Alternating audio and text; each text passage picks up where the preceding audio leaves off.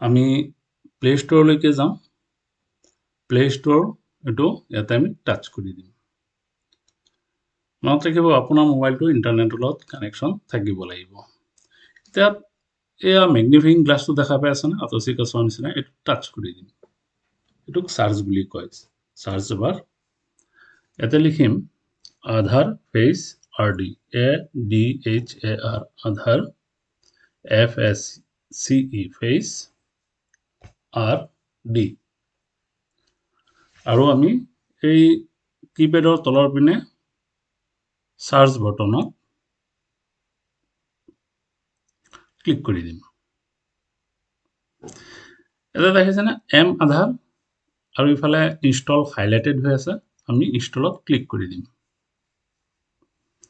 এটা অকমান সময় ল'ব ইনষ্টল হওঁতে সো আমি ইনষ্টলেশ্যন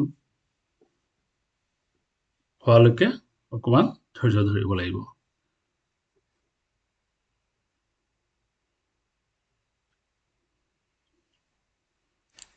প্ৰসেস হৈ গ'ল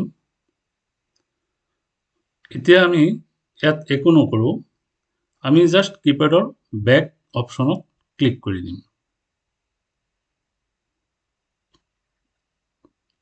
এতিয়া আমি আকৌ প্লে ষ্ট'ৰলৈ আহি গলো এতিয়া আধাৰ ফেচ RD টো কাটি আমি ইয়াত লিখিম pmjay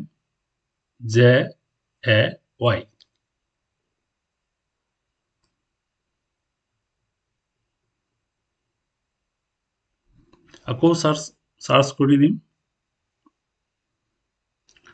এটা দেখাইছে না আয়ুষ্মান ভাৰত আৰু ইফালে ইনষ্টল হাইলাইট হৈ আছে আমি ইয়াত ইনষ্টলেশ্যনত ক্লিক কৰি দিম টিপি দিম মানে টাচ কৰি দিম ওকে এইটো ইনষ্টলেশ্যন হওঁতে অকমান টাইম ল'ব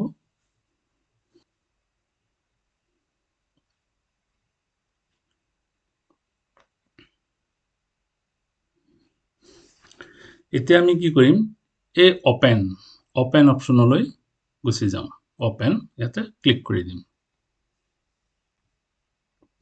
আমাৰ ইন্টাৰফেস আহি গ'ল এটা চাওক মোৰ ইয়াত দুটা নাম্বাৰ শো কৰিছে আপোনালোকে যদি আপোনালোকৰ হ্যান্ডসেটত কেইবাটাও সিম সোমাই থৈছিলে বা ৰেজিষ্টাৰ্ড কৰি থৈছে সেইকেইটা নাম্বাৰ আপোনাৰ বহুতো শো কৰিব পাৰে কিন্তু আপুনি আপোনাৰ নাম্বাৰটোহে ক্লিক কৰিব চুব ইয়াতে মোৰ নিজৰ নাম্বাৰটো মই যেটো এক্টিভ আছে হেটো টাচ কৰি আছো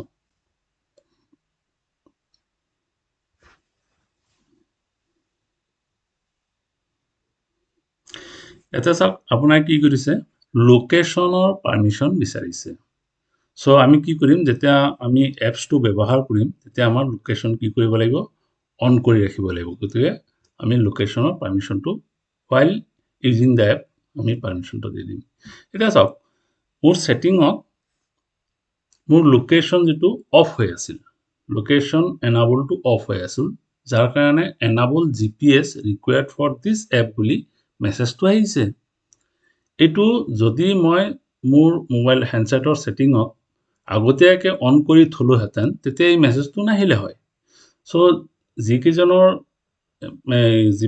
লোকেশন অফ হৈ আছে তেওঁলোকৰ আহিব আৰু যিকিজনৰ লোকেশন অলৰেডি অন হৈ আছে এই মেছেজটো দেখা নাপায় গতিকে আমি কি কৰিম এতিয়া এনাবল নাও বুলি ক্লিক কৰি দিম টাচ কৰি দিম এনাবল নাওত আমি টাচ কৰি দিম এতিয়া মোৰ সেটিংৰ লোকেশনত লৈ গ'ল এতিয়া ইয়াতে দেখিছে না এটো অফ হৈ আছে মই টাচ কৰি দিলে এটো কি হৈ যাব কুহাতে আহি যাব এই বটনটো আৰু অন হৈ যাব ইয়াতে টাচ কৰি দিম অন হৈ গ'ল এতিয়া আমি আকৌ কি কৰিম ব্যাক অপশনলৈকে যাম এটো ব্যাক মানে বাও হাতে যেটো কাৰ্চিনটো আছে এটো ব্যাক অপশন আমি ইয়াতে টাচ কৰি দিম এতিয়া আমি কি কৰিলো আকৌ ইয়ালৈকে আহি গলো ইনষ্টলেশ্যনত ইয়াতে কি হৈছে কিছুমান টাৰ্মছ এণ্ড কন্ডিশন আছে যিবোৰ আমি কি গ্ৰহণ কৰিব লাগে সো আমি কি কৰিম একসেপ্টত টিপি দিম টাৰ্মছ এণ্ড কন্ডিশন খিনি আমি মানি ললো ইয়াতে আহি গ'ল আমাৰ লগইন গতিকে আমি লগইনত ক্লিক কৰিম এতিয়া চাওক আহিছে লগইন এজ ইয়াতে বাই ডিফল্ট বেনিফিচিয়াৰী হৈ আছে কিন্তু আমি বেনিফিচিয়াৰী নহয় এজ এ অপাৰেটৰ সিলেক্ট কৰিব লাগিব গতিকে আমি ইয়াতে টাচ কৰি দি দিলে ইয়াতে অপশ্যন আহি গ'ল। এতিয়া প্ৰথমটো আছে বেনিফিচিয়াৰী, তাৰপিছত আছে অপাৰেটৰ। আমি অপাৰেটৰত চিলেকশ্যন কৰি ল'ম, টাচ কৰি দিম।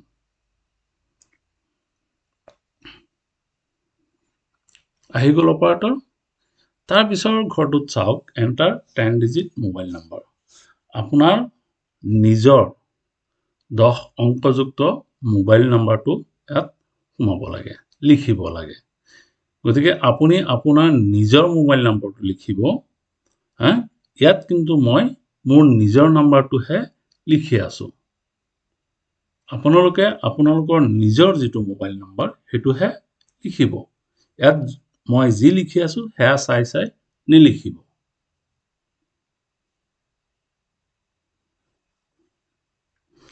হৈ গ'ল, আমি নেক্সট টিপিম।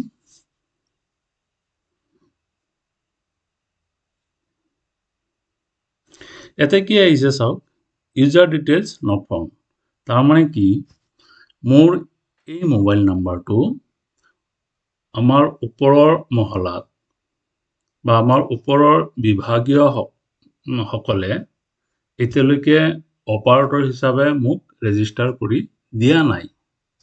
যদি আপোনাৰো এনেকৈ মেছেজ আহে, চিন্তা কৰিব নালাগে, হয়তো 2 দিনৰ ভিতৰত এইটো অপাৰেটৰ হিচাপে ৰেজিষ্টাৰ কৰি দিব। এতিয়া মোৰ আৰু এটা অল্টাৰনেটিভ নম্বৰ আছে, মই সেইটো ট্ৰাই কৰি চাম, কিজানি সেইটোৱেই এক্টিভেট কৰি থৈছে অপাৰেটৰ হিচাপে। গতিকে মই মোৰ দ্বিতীয় মোবাইল নম্বৰটো ইয়াতে লিখিম।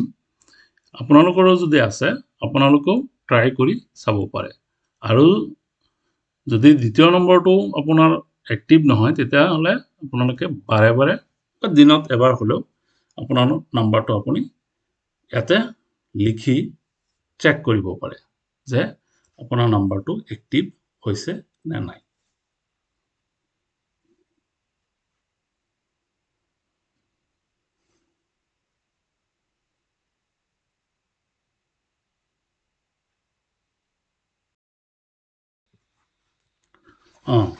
ওলাই গ'ল।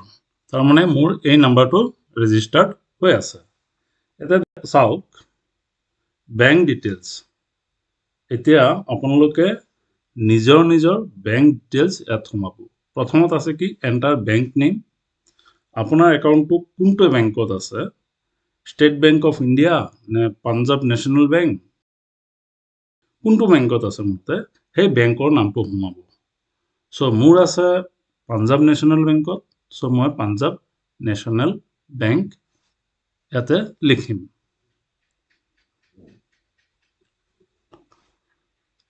তাৰপিছত আছে কি, IFSC কোড। চ' আপোনালোকে আপোনালোকৰ পাছবুকখনতে নিজৰ নিজৰ পাছবুকখনত IFSC কোডটো পাব। তাৰ পৰা আপুনি IFSC কোডটো লিখি দিব। মই মোৰ নিজৰটো লিখি আছোঁ।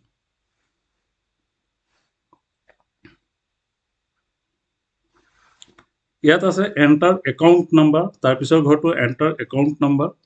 চ' মই মোৰ একাউণ্ট নাম্বাৰটো সোমাই আছোঁ, লিখি আছোঁ। কিন্তু আপোনালোকে আপোনালোকৰ নিজৰ নিজৰ একাউণ্ট নাম্বাৰটো পাছবুকখন চাই ইয়াত লিখি ল'ব।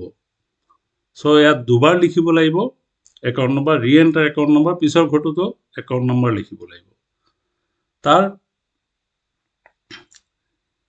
ইয়াৰে পিছত আছে চাওক, এণ্টাৰ আধাৰ নম্বৰ। আপোনালোকৰ নিজৰ নিজৰ আধাৰ কাৰ্ডখন চাই আধাৰ নম্বৰটো লিখি ল'ব। মই মোৰ নিজৰটো লিখি আছোঁ, কিন্তু আপোনালোকে আপোনালোকৰ নিজৰ আধাৰ নম্বৰটোহে লিখিব। ইয়াৰে পিছত চাওক আছে অথেণ্টিকেশ্যন টাইপ।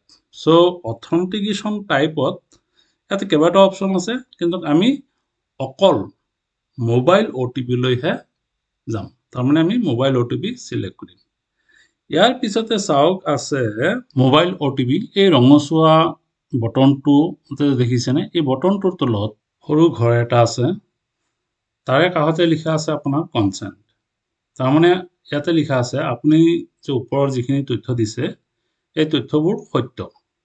গতিকে এইটো আমি কি কৰিব লাগিব, আমি এবাৰ চুই দি এইটো আমি কনচেণ্টটো দি দিব লাগিব। এতিয়া ৰঙা হৈ থকা এই মোবাইল OTP চুই দিম।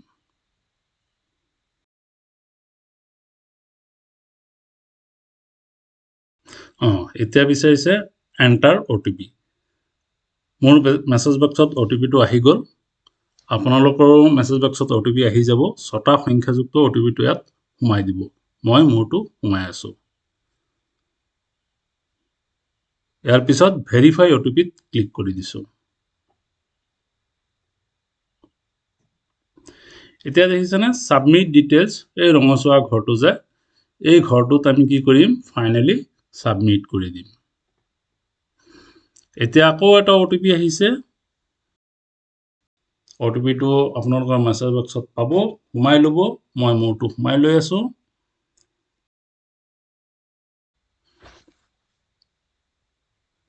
ইয়াৰ পিছত OTP লিখাৰ পিছত নেক্সট। এতিয়া আকৌ আমি লগ ইন কৰিম।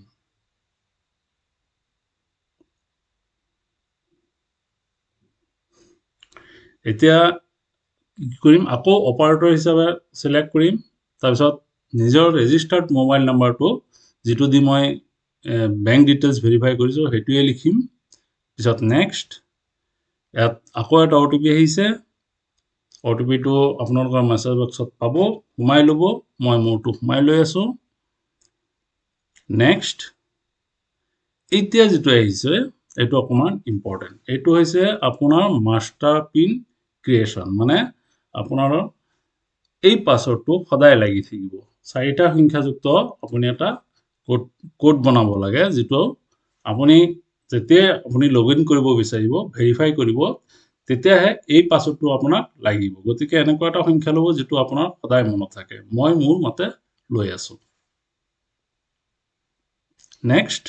ফাইনেলি আমি ৰেজিষ্টাৰ্ড হৈ গ'লো।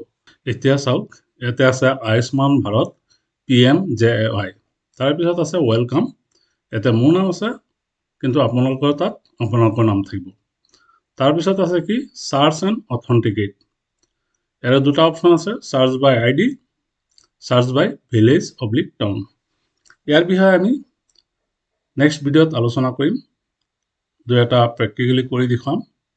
এতিয়ালৈকে যদি কোনো সুবিধা পাইছে, আপোনালোকে কমেণ্ট বক্সত গৈ কমেণ্ট কৰিব পাৰে।